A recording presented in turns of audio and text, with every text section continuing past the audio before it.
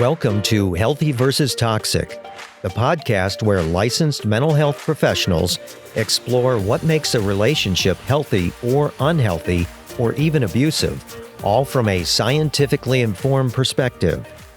This is Dr. Grande. Today's question asks if I can discuss manipulation and boundaries. So not long ago, I was talking about manipulative behavior and how healthy boundaries are actually a great defense against it. Even though anybody can be manipulated, healthy boundaries certainly reduce the chances of that. So I received a number of questions about manipulation. What does it look like? What are some signs that manipulation may be occurring? And then how do boundaries help? How do boundaries protect people? So let me start with the concept of manipulation, then I'll work over to boundaries. So manipulation is an interesting word. We see it in the Diagnostic and Statistical Manual. It's related to several disorders like antisocial personality disorder, narcissistic personality disorder, borderline personality disorder. Sometimes it's associated with substance use disorder. So we see different mental disorders that seem to have this relationship with manipulation. We also see that the term isn't necessarily really well defined. Depending on the person, depending on how they view this particular term, the definition may be fairly restrictive or expansive. But in general, it's when somebody's trying to achieve a goal through deception or playing on emotions. So manipulation has to do with relationships, exploiting someone, using someone. And it can be indirect and insidious, right? That's usually how we think of it. If somebody just comes up to you and asks for money really directly, just give me $10 or whatever, that's not really manipulation. They're being fairly direct. They're not using any type of cleverness or ploy or playing on your emotions. Rather, they're just directly asking for something. So we usually think of manipulation as being somewhat sneaky. Now, in terms of the goal, why does somebody manipulate? They could be trying to gain influence over somebody else. They're looking for affection, money, power, status, control. This one's fairly common, control. And we also see that for some people, especially if there's psychopathology at work, sometimes there is no goal. Sometimes manipulation just becomes a routine, and that's simply what they do. So there may seem to be some goal at the surface, but they don't really need to manipulate to get what they want, but they still enter into that pattern anyway. So what are some potential warning signs or examples associated with manipulation? So it's important to keep in mind when I go through this list that not all of these necessarily mean that somebody's being manipulative. You have to take all the evidence into consideration and really understand the context. But here are some general patterns I've seen, general behaviors I've seen that tend to be associated with manipulation. So the first one is lying. And this one is really one of the most obvious and one of the most common. If somebody's trying to deceive you, that's a fairly good sign of some type of manipulation. The next one is if somebody's critical or judgmental. In particular, if they're pointing out weaknesses, especially relational type weaknesses. Weaknesses that would make somebody more vulnerable, make somebody more dependent in a relationship. We know that people that manipulate do tend to target people that they believe have weaknesses which will play to what they want, right? That'll play to what the manipulator wants. Another sign of manipulation is when somebody uses strong emotions, especially kind of out of nowhere, right? So if somebody makes these wild gestures, like waves their hands around in kind of an intimidating manner, or they stare, or they're angry all of a sudden, kind of a dramatic reaction, one that would catch people off guard, that tends to have an association with manipulation. Now, similarly, somebody could use positive emotions, really strong positive emotions, in order to manipulate as well, although usually negative emotions are what we think of as being more associated with manipulation. The next sign of manipulation is really kind of a subset of the sign I just had. And this is when somebody appears desperate, right? We see this with certain types of fraud that people engage in. Like there's this type of fraud where you're at the gas station filling up your vehicle and somebody comes up to you and says, my car's out of fuel, out of gasoline, and I just need some money so I can fill it up, so I can go home, right? Clearly they're asking for money. If you really went to fuel their car, they wouldn't want that. They would want the money. In a lot of these situations anyway. But this is trying to really appeal to somebody's emotions and appear desperate. I don't think many people fall for this anymore, but this is one way to appear desperate to gain something. Another way we see sometimes is if you're driving around and somebody runs up to your window and they're kind of waving their hands about like they want you to roll your window down, like it's an emergency. Now, of course, that legitimately could be an emergency, but they want you to do something really quickly that kind of violates a boundary, right? You're just in your car and they want you to roll down the window. Now, of course, this really depends on the situation as to whether it's suspicious or not, but there's some situations where this would seem kind of irregular, right? It's dark out, you're in a place without a lot of people, and somebody runs up to your window out of nowhere and wants you to roll the window down, right? Might be better just to talk to them through the window while calling the police, or just leave and call the police. So again, this is kind of appealing to somebody's need to help somebody in an emergency. That's what this type of manipulation is really looking at. The next sign is when somebody is pressuring you for an immediate decision, right? I've seen this a few times when working with clients who get in trouble with the law and they have a particular charge that could carry jail time, for instance, and they go in and see the prosecutor, and perhaps they don't have an attorney, and the prosecutor says, well, I'll offer you a felony with no prison, but you have to take it now. And really, there's no need that has to be taken now. That deal really should be extended for at least some time. But there's this pressure, there's this manipulation to get somebody to plead guilty because maybe they don't understand their rights, maybe the prosecutor's busy, maybe it really is a good deal. You don't know because the client is being pressured to make that decision so quickly. So when somebody needs a decision right away, like within a few seconds or minutes, that's a sign of manipulation. That could be a sign of manipulation. The next one is when somebody uses past statements to make you seem inconsistent. So really trying to make you feel obligated to do something for them. So they might say, well, you said before that you always like to help people. Why aren't you helping me now? Right? Trying to put it on you. This is sometimes thought of as a type of gaslighting, where somebody tries to make you believe that you're the problem in a relationship or a situation. So the next sign is arguing after you've already answered, right? So if they're asking for something and you say no, and they continue to argue, continue to pressure, that's a sign of manipulation. Now, of course, there are situations where when somebody says no, like a business negotiation or something, that somebody might still continue and apply some pressure. They might say, well, have you considered, another option? Or would you reconsider if we could change the deal around? So again, these signs don't apply to every situation. But in general, if somebody's arguing past you saying no, that may be something to be a little bit concerned about. Another sign of manipulation is when somebody distorts your words. So you say something really clearly, or maybe you don't say it clearly, but you say it either way. And they come up with all these other words and all this paraphrasing that really loses the original meaning. So it's not really paraphrasing. So they'll take something out of context, or they'll twist a few words around so that it looks like you said something different, or it looks like you intended to say something different. So they might explain the distortion by saying, well, I thought that's what you meant, or isn't that what you meant, or something like that. So distorting your words, taking them out of context, moving them all around, that could be a sign of manipulation. The next sign is when somebody's acting immaturely. So if you're interacting with somebody and say they're 50 or 55 years old, and they're acting like somebody who's 11 years old, that's a sign that something could be going on with manipulation. And one of the reasons this is a sign of manipulation is because when we look at some of the traits associated with manipulation, narcissism really kind of stands out. And we know that usually people who are narcissistic are quite immature. And we see the same thing with psychopathy. Psychopathy has a manipulation component when somebody's a psychopath, and psychopathy is also associated with being immature. So immaturity itself kind of points to characteristics that have this link to manipulation. So again, just something to be on the lookout for. The next sign is when somebody tries to bypass your reasoning skills. This is actually a pretty good sign of manipulation. When somebody tries to bypass reason, when they try to say something to you like, why don't you follow your heart or go with your gut feeling? They're trying to get you to act on impulsivity, and impulsivity is kind of a risk factor for falling for manipulation, for being the victim of somebody trying to use manipulation.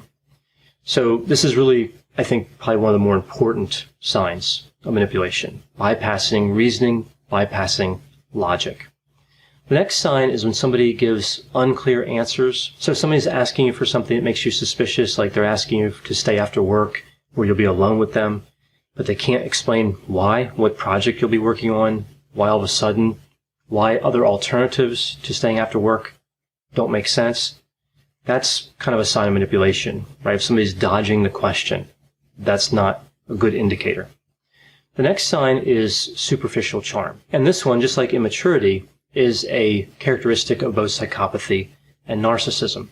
Somebody can be very charming, but they don't seem to have a lot of depth or sensitivity.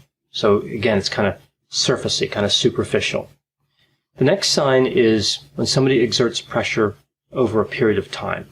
And this is kind of similar to when you say no to somebody and they keep asking, but really this would be over like the course of days, weeks, or months. They keep asking the same thing even though you've already answered. So they're applying pressure hoping to wear you down. This is a type of manipulation. This next sign of manipulation is kind of a little unusual because this is when somebody mixes in good behaviors, right? Positive behaviors like generosity, but it's uncharacteristic for the way they normally operate. So a lot of times what people who are manipulative will do is they will be, for lack of a better word, they will be good some of the time. They'll treat you well, they'll be respectful, they'll actually respect boundaries pretty well, but typically it's very time limited. They're doing it to kind of throw you off guard or make you feel more comfortable, kind of lure you in. So it's not that somebody who's manipulative is always going to be manipulative. Sometimes they'll manifest these positive behaviors, and this is really part of an overall manipulation scheme. The next sign of manipulation is something I've noticed kind of over the years, and I guess this really kind of makes sense. People that are trying to manipulate oftentimes want to avoid surveillance cameras, and they want to avoid onlookers. So they like to talk to you when you're alone. They don't like to talk to you when other people are there. Again, if somebody's up to no good, that would make sense. If somebody's kind of above board, it wouldn't matter if there's a surveillance camera on them or if other people are around. Now, of course, there are some situations where people want to maintain privacy, and that makes sense. So again, this is just something that I've seen associated with manipulation, but doesn't guarantee manipulation is present, certainly. The next sign is when somebody overshares in an effort to gain reciprocity. So they give you a lot of details about themselves, kind of their whole life history, maybe a lot of emotional information, like information about their feelings. But what they're really trying to do, potentially here, would be to get you to open up about sensitive information. So like they're sharing, so they expect you to share. So really this is just a type of manipulation. They're sharing, but they don't really care about the content they're sharing. They want to hear what you're going to say to, again, kind of weaponize it, to kind of use it against you. So the next sign is not reacting to discomfort or obvious signs. So imagine like a situation where you're trying to leave work and a coworker comes up and they're talking to you, but you really want to go, but you're trying to be polite. So you have your keys in your hand and you're kind of moving toward your car. You get to your car, unlock it, open the door, right? You're kind of inching closer and closer to getting in the car, and they're still talking. They're not picking up on the obvious sign that you're either uncomfortable or in a hurry, or either way don't want to talk to them at that time. So they're willing to disregard your feelings in order to keep pressing whatever their agenda is. Now, some people are just talkative, so again, we have to be careful about saying that all these indicate manipulation. This next one I think is pretty important. This is when somebody says one thing and does another. It's important to follow the behavior. With manipulation, words really don't matter too much. It's what somebody does. So it's not unusual for them to say something and then do something else. Another thing I've noticed about people who are manipulative is they're usually poor listeners. And I think there's a few reasons for this. One is because manipulation expends cognitive resources, but the other is that they're really kind of selfish and focused on their goals. Now, it could also be that somebody who's manipulative, at least for a short period of time, may be a very good listener. So again, kind of thinking back to the oversharing and then listening for kind of your information. So not listening is one potential sign, but listening a lot, but having some sort of agenda would be, of course, another sign. The next sign here would be making physical contact when someone's clearly uncomfortable with that. I think some people touch a lot, like in relational situations that aren't romantic. They touch somebody's arm or whatever. That's not unusual, but if you're clearly uncomfortable with it and they continue to do it, that could be a sign that they're trying to kind of gain control in that situation and dominate, and that can be kind of a prelude to manipulation or part of manipulation. Another sign is if somebody emphasizes a commonality in order to try to make a connection, right? So they might say, well, what high school did you go to? And you answer and they say, I went to the same high school. Now, it just might be that they went to the same high school, but why did they ask you in the first place? Was the question appropriate for the context? Another example could be somebody sees like an emblem on your shirt, maybe your employer, and they say, hey, do you work there? I know somebody who works there. Again, most of the time this would be very innocent, but it could be used to establish a commonality and get you to lower your guard. So it kind of motivates you to trust them more because you have this connection, even if it's a really superficial connection. The last sign of manipulation I'll cover here is really one of the most important. And this is when somebody wants you to do something that is not typical for the kind of relationship that you have. Right? So one example I can think of would be if there's a brand new coworker, like at your place of employment, like somebody who's on their first day, and they want a ride home from work. May be innocent, may just be they need a ride home from work, but that may be violating a boundary for you. So you just don't have enough experience with that person, and you don't know them well enough to engage in that activity. So somebody's really kind of pushing a boundary or crossing a boundary there, really even potentially by asking. Now again, it could be that there's an emergency and their car broke down or something and they really do need a ride home from work, as I mentioned. But just in general, something to look out for when somebody's asking for something that doesn't quite fit with the level of relationship that you have. So what you want to think here is this reasonable given the nature and the duration of the relationship? So before I get to the idea of boundaries, just some quick tips about avoiding manipulation. There'll be some tips within the boundary discussion as well. But some keys would be watch the behavior. What does somebody want? Look to what they're really trying to get. It's not necessarily what they're asking for. So again, I kind of mentioned it before. It's not the words, it's the behavior. So watch the behavior. Take your time with decisions. This will help you to avoid being manipulated. Just take your time. Few decisions have to be made in a rush. Don't get isolated. This is an important tip. Avoid being alone with somebody that you don't trust or somebody that's pushing on boundaries. And the last item I'll include on this list is consult with others. If you get this uneasy feeling, if somebody's kind of moving in on boundaries and it doesn't quite feel right, talk to other people. Again, manipulators don't like onlookers. They don't want other people to know what they're doing. So this is a reasonable defense to manipulation. So now moving on to boundaries. Why is it that anybody can be manipulated? If boundaries are so protective, why is it that really anyone in a given situation can still be manipulated? Well, it's because although boundaries are protective, boundaries tend to change slowly. So if you know somebody well and they change rapidly, they could manipulate you because you have to adjust your boundaries and that might take longer. So we have to keep in mind that we're always vulnerable to manipulation, but we're mostly vulnerable with people that we know well. If we have healthy boundaries and we keep strangers at a distance, that's going to reduce the chance of being manipulated. So why are healthy boundaries a great defense? Why do they help so much? Well, boundaries are really a set of rules. They govern relationships. Boundary doesn't mean necessarily a solid wall. That's not always appropriate. In some situations, of course, it would be. If somebody was a victim of a crime, and that person that committed the crime lived in the same community, their boundary might be, I'm never going to talk to that person or see them or interact with them. That's appropriate for that situation. But consider the boundary between a mother and her child. That kind of solid wall would not be appropriate. You'd expect there to be communication and affection. So really, it's best to think of boundaries as a set of rules that let certain behaviors in, but limit others. So a question related to this that I get sometimes is, why not just have these super restrictive boundaries? Won't that protect better? If I'm suspicious of everyone, won't that mean that manipulators would never get through? Well, technically, I suppose that would really reduce the risk a lot, but it comes at a high cost. We try to achieve balance. If we're suspicious of everybody, and we keep everybody at a distance, we'll never have really a meaningful relationship in terms of sharing feelings and emotions anyway.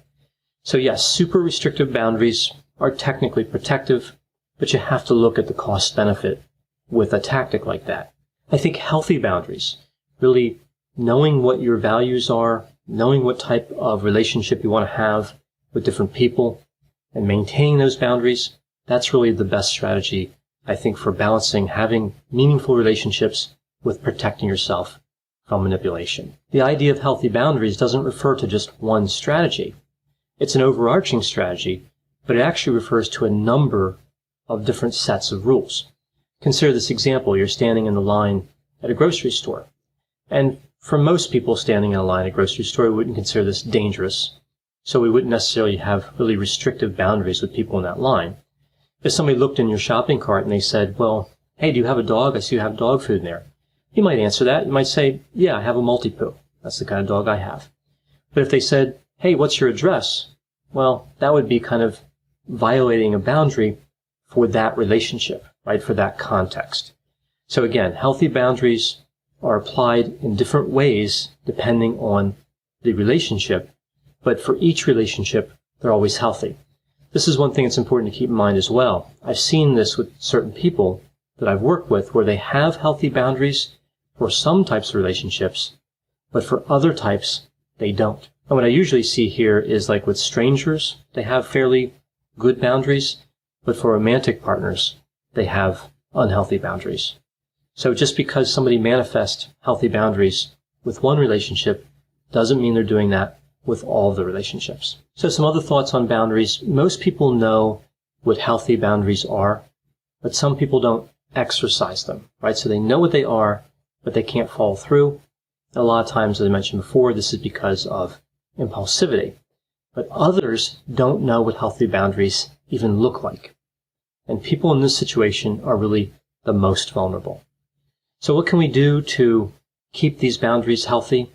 Well, we have to make sure that they can operate under all types of pressure, right? Again, it's going to be sometimes urgent situations where we see manipulation.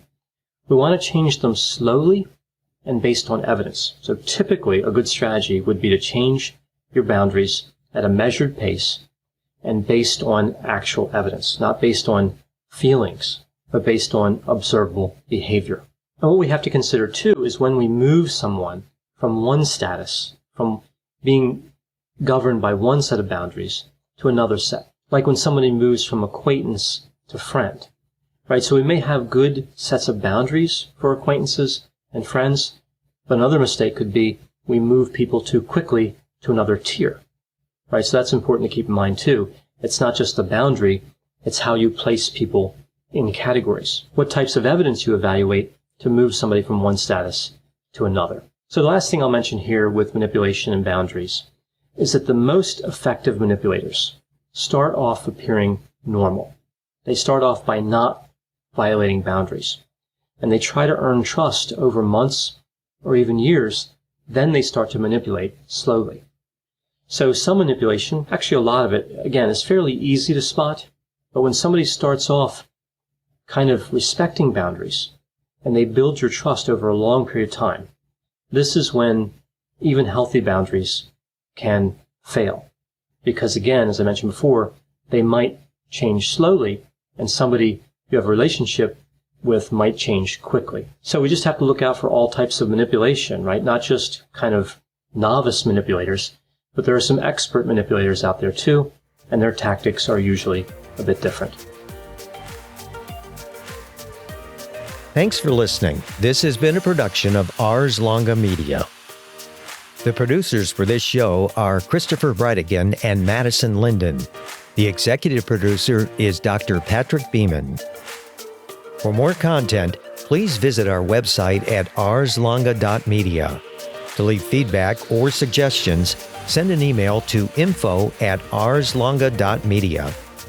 To find more content from Dr. Grande, including a link to his YouTube channel and his other Ars Longa podcasts, visit our website at arslonga.media. This podcast is intended for informational purposes only and should not be construed as medical or mental health advice. Ars Longa, Vita Brevis.